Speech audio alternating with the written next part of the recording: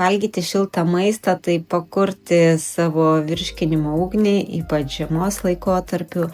Ir ne tik virškinimą, bet su šiltu maistu žiemos laikėm mes balansuojam savo vidinę energiją, savo emocijas, būtent nešaldom savo vidaus.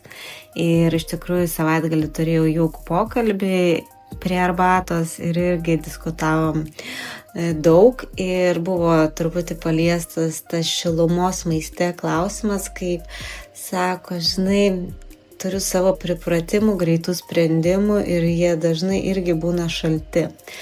Tai šiandien tiesiog noriu pasidalinti ištrauką iš savo pusryčių žiemos laike. Tai soros su baltymais kanapių, šiltos uogos su bananu, cinamonas šildantis prieskonis ir kaip visada balansuojantis aliejus omega 3,6, kad balansas lydėtų.